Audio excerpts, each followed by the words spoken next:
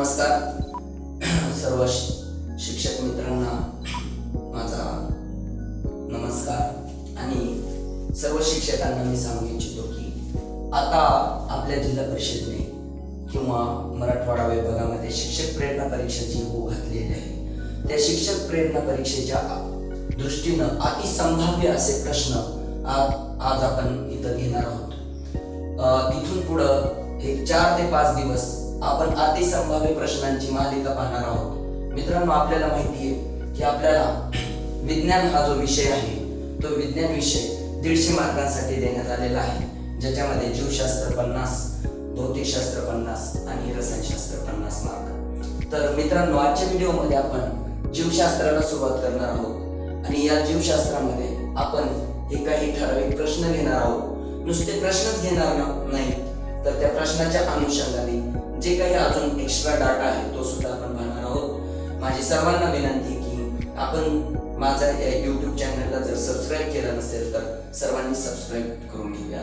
चला तर मित्रांनो, पाहूया आपण पहिला प्रश्न। सजीवांचे सर्वात प्रथम वर्गीकरण कोणत्या शास्त्रज्ञांनी केले? मित्रांनो, आपल्याला सर्वांना माहित असलं पाहिजे की सजीव सृष्टीचं सर्वात पहिल्यांदा वर्गीकरण करावं असं जर कुणाला सुचलं असेल तर त्याचं नाव आहे कार्ल लिनियस। कार्ल लिनियस या शास्त्रज्ञाने सर्वात अगोदर 1735 साली वर्गीकरण सजीवांचं त्यातली त्यात सांगतो पुढं खोलात जाऊन सजीवांमध्ये वनस्पतींचं सर्वात अगोदर वर्गीकरण कार्ल लिनियस या शास्त्रज्ञाने केलं, म्हणून कार्ल लिनियसला वर्गीकरण शास्त्राचा जनक असे म्हणतात। तर त्याने साम्य आणि भेद हे 2 निकष पाळून वनस्पतींचं वर्गीकरण करण्याचा सर्वात पहिला प्रयत्न कार्ल लिनियसने केला, म्हणून कार्ल लिनियसला वर्गीकरण शास्त्राचा जनक असं म्हणतात। चला तर मित्रांनो, दुसरा प्रश्न पाहूया। चॅटन या शास्त्रज्ञाने सजीवांचे इथं पाहूया आपण सजीवांचं सुद्धा कार्ल लिनियसनं 2 गटामध्ये सर्वात अगोदर वर्गीकरण केलं, 2 सृष्टीमध्ये वर्गीकरण केलं। एक होतं वनस्पती, दुसरा होता प्राणी। असं 2 गटात वनस्पती आणि प्राणी अशा 2 गटात या कार्ल लिनियसनं सजीवांचं वर्गीकरण केलं।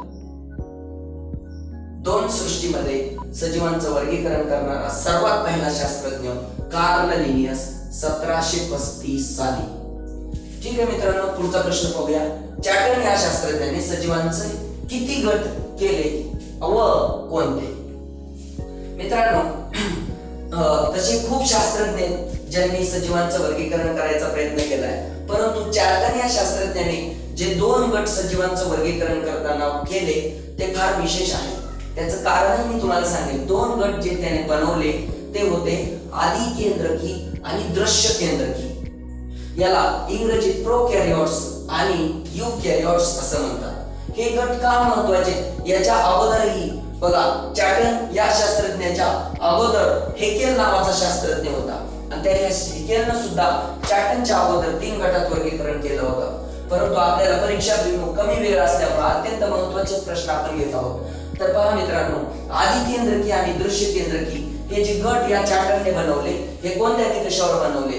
आदी केंद्रकी याचा अर्थ पेशीमध्ये फक्त प्रायमरी स्टेज मध्ये प्राथमिक अवस्थेमध्ये असलेलं केंद्रक, ज्याला सुस्पष्ट असं त्याला केंद्रक पटल असं नव्हतं असं केंद्रक, आणि पेशीच्या भोवती केंद्रकाच्या भोवती अशी कोणतीही स्पेसिफिक स्वरूपात पेशीची अंगक विकसित झालेली नव्हती असे जर सजीव असले तर त्याला त्याने आदी केंद्रकी गटात टाकलं। आणि ज्या सजीवांच्या पेशी अत्यंत चांगल्या विकसित झालेल्या होत्या त्याला असं सुस्पष्ट दिसणार असं केंद्रक पटल होतं आणि केंद्रकाभोवती वेगवेगळे असे सेल ऑर्गनल म्हणजे पेशी अंगक होती। अशी पेशी अंगक सुस्पष्ट दिसणारी, जसं की तंतुकणिका, लयकारिका, रिक्तिका, केंद्रक सुस्पष्ट असं दिसणार, तसंच आंतरद्रव्य जालिका अशी सुस्पष्ट दिसणारी पेशीची जी ऑर्गनल्स होती किंवा पेशीची जी अंगक होती अशी सगळी चांगली डेव्हलप झालेली पेशी ज्या सजीवांमध्ये होती त्या सजीवांना त्याने दृश्य केंद्रकी गटात टाकलं. तर आपल्यासाठी महत्वाचं हेच आहे की आदि केंद्रकी गट आणि दृश्य केंद्रकी गट. तर मित्रांनो, आदि केंद्रकी गटात कोणकोणते येत होते? तर आदि केंद्रकी गटामध्ये एक पेशीय सगळे सजीव येतात. एक पेशीय सजीव आदि केंद्रकी गटात. आणि दृश्य केंद्रकी गटात कोणते होते? तर बहुपेशीय असे जीव हे आणि काही प्रमाणात एक पेशीय सुद्धा जीव या गटात मोडले. कोणत्या गटात? काही प्रमाणात दृश्य केंद्रकी गटात काही एक पेशीय आणि सर्व बहुपेशीय जीव हे दृश्य केंद्रकी गटात मोडले.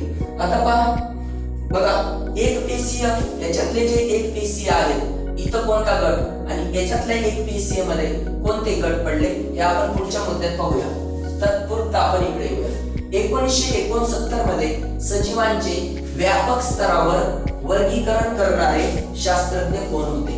1969 साली म्हणजे अत्यंत आधुनिक काळात, अलीकडच्या काळात सजीवांचं वर्गीकरण व्यापक स्तरावर करणारा शास्त्रज्ञ होता रॉबर्ट विटाकर. हा अमेरिकेचा परिस्थितिकी शास्त्रज्ञ, अमेरिकेचा हा इकॉलॉजिस्ट होता. आणि त्या रॉबर्ट विटाकरने सजीवांचं ब्रॉड स्तरावर, व्यापक स्तरावर वर्गीकरण केलं आणि ते वर्गीकरण त्याने पाच सृष्टीत केलं. म्हणजे 5 मोठमोठ्या गटामध्ये या रॉबर्ट विटाकरने सजीवांचं वर्गीकरण केलं. ते 5 गट कोणते होते ते आपण इथं पाहूया मित्रांनो. 5 गट जे होते ते होते मोनेरा गट. दुसरा होता प्रोटिस्टा गट होता दुसरा. आणि त्याच्या पुढचे होते फंगाय म्हणजे कवके. आपण मराठीत लिहूया. फंगाय म्हणजे कवक, हा एक तिसरा गट होता. चौथा होता प्राणी आणि 5वा होता वनस्पती. या पद्धतीनं Monera, Protista, fungi, Animalia and Plantae means Monera, Protista, कवक, प्राणी आणि वनस्पती असं 5 सृष्टीत वर्गीकरण करणारा रॉबर्ट विटाकर याची पद्धती खूप लोकप्रिय झाली. आणि सर्व आता सुद्धा आपण बायोलॉजीचा अभ्यास करताना रॉबर्ट विटाकरची 5 किंगडम मेथड वापरत असतो वर्गीकरण शास्त्रामध्ये. आणि हे 5 सृष्टीत त्याने वर्गीकरण केलं. चला पुढे जाऊया मित्रांनो. आता हे जे रॉबर्ट विटाकरचे जे 5 गट आहेत ते 5 गट वरच्या आदि केंद्रकी आणि दृश्य केंद्रकी मध्ये नेमके कुठे बसतात ते पाहूया. तर पहा मित्रांनो, मोनेरा हा जो गट आहे, रॉबर्ट विटाकरची पहिली सृष्टी ही मोनेरा जो गट आहे तो सर्व त्यातले जीव हे आदि केंद्रकी आहेत. कसे आहेत? आदि केंद्रकी जीव आहेत. आणि या आदि केंद्रकी गटामध्ये एकमेव म्हणजे एक पेशीयच जीव असतात. कसे असतात? एक पेशीय म्हणजे एकाच पेशीने बनलेले त्यांचं शरीर असतं, म्हणून त्यांना एक पेशीय जीव म्हणलंय. मित्रांनो, पुढेही लक्षात ठेवा, सर्वच्या सर्व जीवाणू जे असतात, सर्व प्रकारचे जीवाणू हे कोणत्या गटात मोडतात? तर मोनेरा या सृष्टीत मोडतात. चला पुढे पाहूया. प्रोटिस्टा गटात कोण असतं? प्रोटिस्टा गटातले जीव हे काही एक पेशीय आहेत. प्रोटिस्टा गटातले जे जीव आहेत ते एक पेशीय आहेत. आणि एक पेशीय जरी असले तरी हे या एक पेशीय जीवांसारखे नाही, कारण हे एक पेशीय जीव जे आहेत ते आदि केंद्रकी. मात्र प्रोटिस्टा गटातले जे एक पेशीय जीव आहेत ते दृश्य केंद्रकी मधले. दृश्य केंद्रकी म्हणजे त्यांच्या पेशी चांगल्या विकसित झालेल्या आहेत, म्हणून ते दृश्य केंद्रकी गटातले एक पेशीय जीव आहेत. आता पुढे जाऊ. दृश्य केंद्रकीत अजून हे राहिलेले 3ही गट मोडतात, जे कवकांचा गट, प्राण्यांचा गट आणि वनस्पतींचा गट. हे सगळे दृश्य केंद्रकी गटातले जीव आहेत. मात्र हे एक पेशीय नसून हे बहुपेशीय जीव आहेत. बहुपेशीय जीव पहा. मग रॉबर्ट विटाकरची जी पंचसृष्टी पद्धती कुठल्याही निकषानुसार पाहिली तर या पद्धतीत आहे. मोनेरा एक पेशीय आणि आदि केंद्रकी, प्रोटिस्टा एक पेशीयच परंतु दृश्य केंद्रकी चांगल्या विकसित झालेल्या पेशी आणि दृश्य केंद्रकीमध्ये कोण अजून तर प्राणी वनस्पती आणि सर्व कवके म्हणजे फंगीज परंतु ते कसले बहुपेशीय त्यांचे शरीर अजून बहुत म्हणजे खूप साऱ्या पेशींनी अनेक पेशींनी बनलेले। पुढचा प्रश्न पाहूया मित्रांनो, सर्व प्रकारचे जीवाणू सजीवांच्या कोणत्या सृष्टी किंवा कोणत्या गटात मोडतात? सर्व प्रकारचे जीवाणू ऑल बॅक्टेरियाज। मग बॅक्टेरियाचे वेगवेगळे प्रकार आपल्याला माहिती आहेत बघा, हे कुठलाही प्रकार दंडगोलाणू आहेत, गोलाणू आहेत किंवा दंडाणू आहेत म्हणजेच वेगवेगळ्या आकाराचे कॉमाच्या आकाराचे आहेत, असे सगळे जे जीवाणू आहेत ते सगळे जीवाणू मोनेरा या गटात मोडतात आणि सर्वच्या सर्व जीवाणू हे एकपेशीय जीव आहेत। बघा पुढचा पाहूया आपण मित्रांनो, सर्व आदिकेंद्रकी याच गटात मोडतात सर्व जीवाणू आदिकेंद्रकी आहेत, एकपेशीय आहेत आणि त्यांच्या पेशी फारशा विकसित झालेल्या नाही। कुठलाही जीवाणू घ्या, लॅक्टोबॅसिलाई असू द्या किंवा क्लॉस्ट्रिडियम टिटॅनी असू द्या, स्ट्रेप्टोकॉकस निमोनिया असू द्या किंवा स्ट्रेप्टोनेमा पॅलिडम, विब्रिओ कॉलरी, हे वेगवेगळ्या प्रकारचे जीवाणू जे रोगास कारणीभूत ठरतात।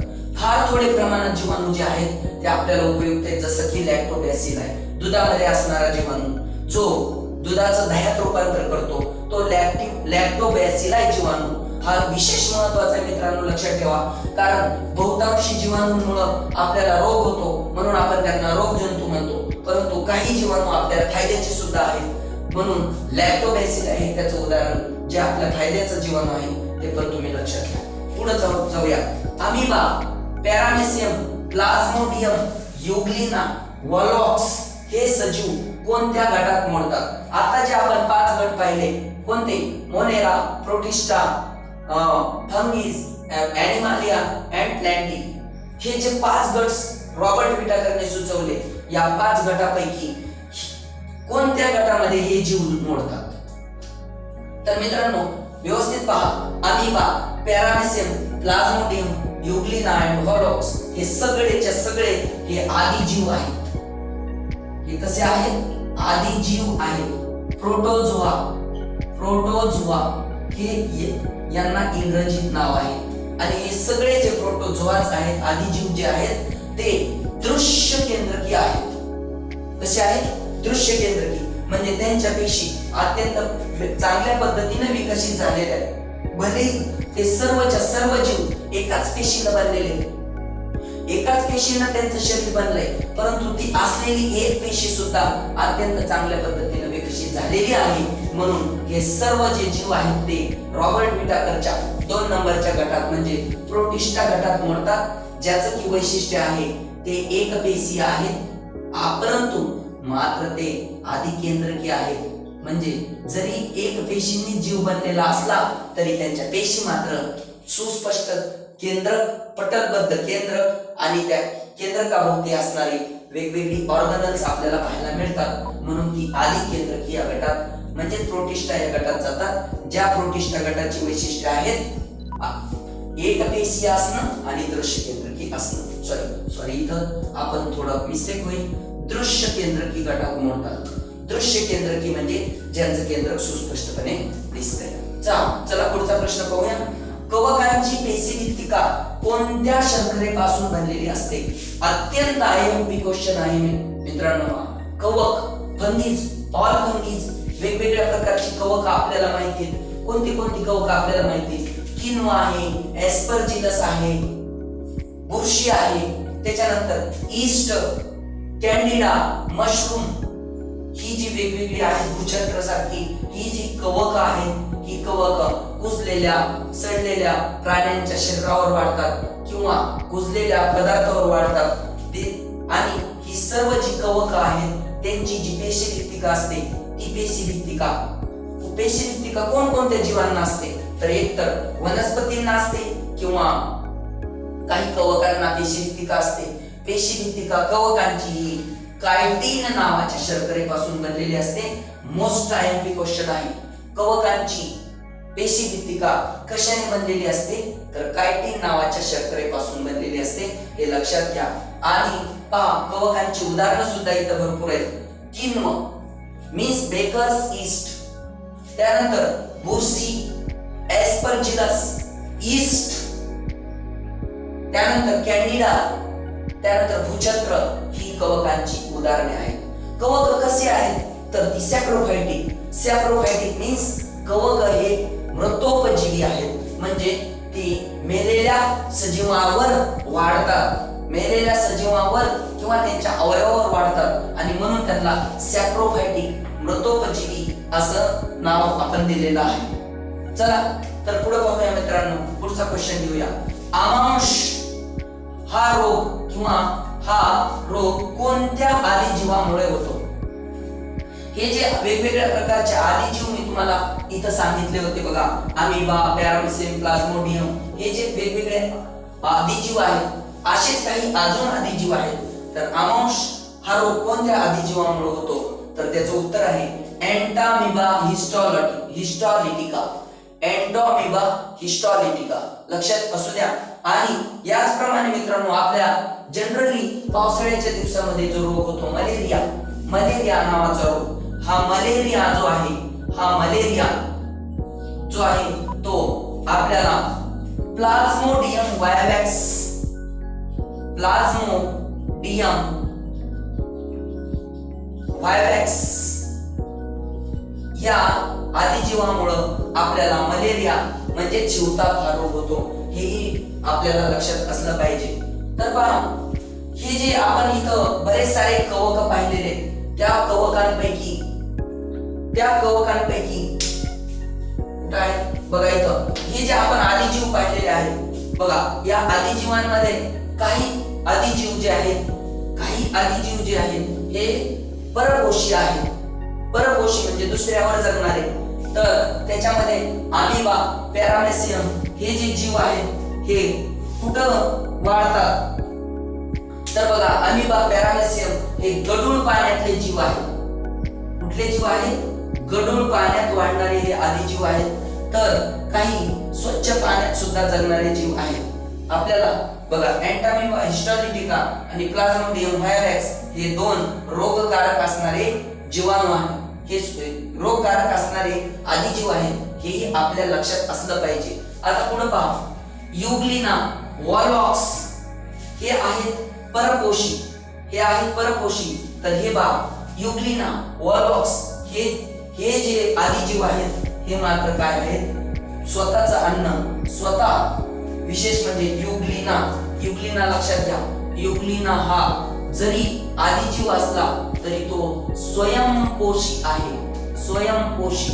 म्हणून हे स्टार असणं लक्षात गरजेचं आहे की कोणता पुढीलपैकी प्रश्न येऊ शकतो, पुढीलपैकी कोणता आदिजीव हा स्वयंपोषी आहे. खाली ऑप्शन काही असू द्या, अमिबा, पॅरामेसियम, प्लाझ्मोडियम, वॉलॉक्स, युग्लिना. आपल्याला निवडायचंय युग्लिना. युग्लिना हा जरी आदिजीव असला तरी तो कसा आहे तर तो आहे स्वयंपोषी. तो अन्न स्वतःची स्वतः तयार करतो आणि त्याच्यावर जगतो, म्हणून तो स्वयंपोषी आहे. मित्रांनो अत्यंत महत्त्वाचे असे आपण प्रश्न घेतोय, याचा तुम्हाला परीक्षेमध्ये निश्चित आणि निश्चित उपयोगी होईल, उपयोगच होईल.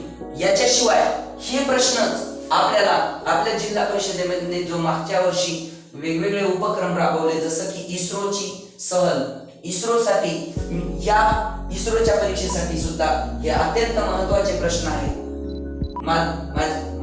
माझी तुम्हाला विनंती आहे की तुम्ही या प्रश्न मालिकेचा चांगला फायदा करून घ्या आणि स्वतः तुम्ही सुद्धा आणि तुमच्या विद्यार्थ्यांपर्यंत सुद्धा माझा हा व्हिडिओ जर तुम्हाला आवडला तर माझा हा चॅनल किंवा माझा हा व्हिडिओ तुमच्या विद्यार्थ्यांपर्यंत पोहोचवा आणि IAS फाउंडेशन नावाचा माझा YouTube चॅनल त्याला सबस्क्राईब करा, व्हिडिओला शेअर करा, बेल आयकॉनला प्रेस करा, जेणेकरून तुम्हाला नवनवीन व्हिडिओचे नोटिफिकेशन मिळत राहतील. Thanks for watching.